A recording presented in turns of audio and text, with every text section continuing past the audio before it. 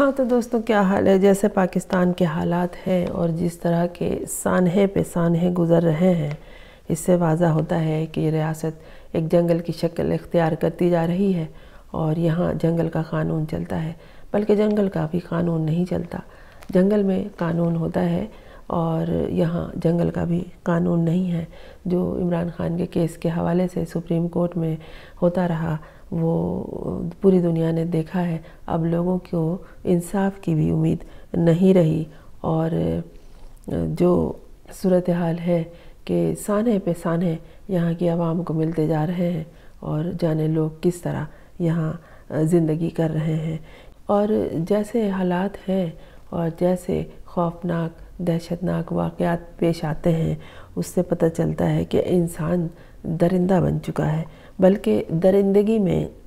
جانوروں کو بھی پیچھے چھوڑ چکا ہے۔ سندھ کا وہ واقعہ آپ کو یاد ہوگا جس میں ایک چھوٹی کنیز یعنی نوکرانی کو پیر کے خاندان سے تعلق رکھنے والے شخص نے درندگی کا نشانہ بنایا تھا۔ اسی کمرے میں وہ لحاف اوڑھ کے نیم برہنہ حالت میں سوتا رہا اور وہیں نیچے اس کے بیڈ کے نیچے وہ بچی تڑپ تڑپ کے جان سے گئی، اور اسے اس کی بیوی اور گھر کی دیگر کنیزیں اس کی محل کی دیگر کنیزیں کھڑی ہو کے دیکھتی رہیں، اور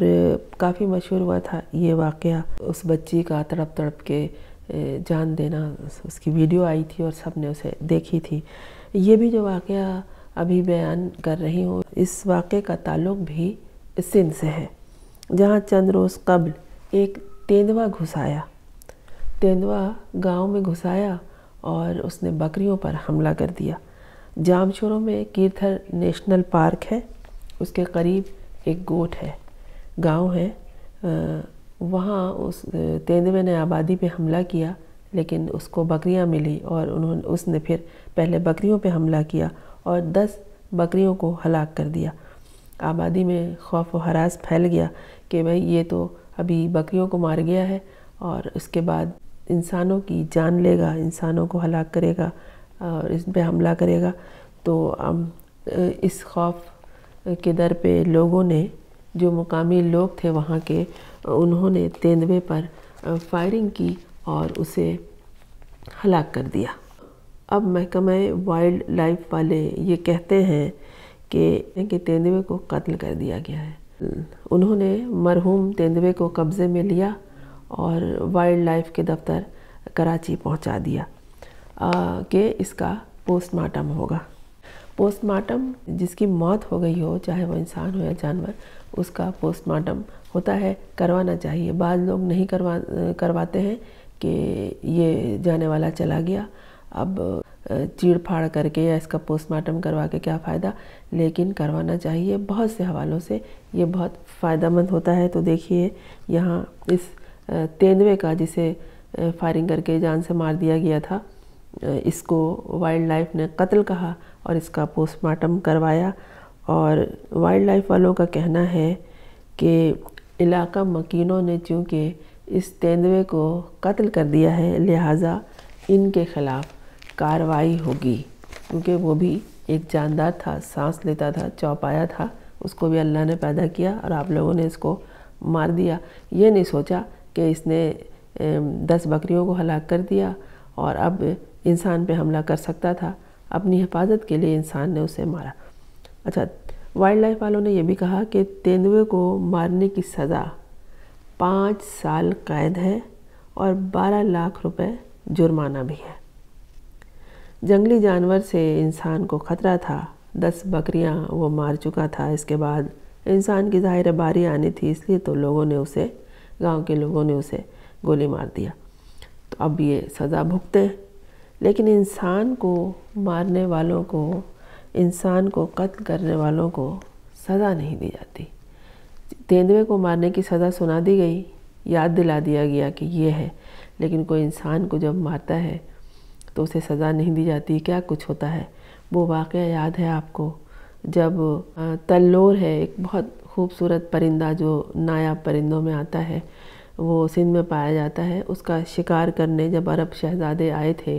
اور انہیں وہاں کے ایک نوجوان ناظم جوکھیوں نے منع کیا تھا تو اسے تشدد کر کے قتل کر دیا گیا تھا۔ بہت مشہور واقعہ ہے۔ جبران ناصر اس کا کیس لڑ رہے ہیں، ابھی تک کیس چل رہا ہے، اور جو غریب کا حال ہوتا ہے وہی اس کیس کا حال ہوا۔ جام اویس وہاں کے MP تھے، ان پہ قتل کا الزام تھا کہ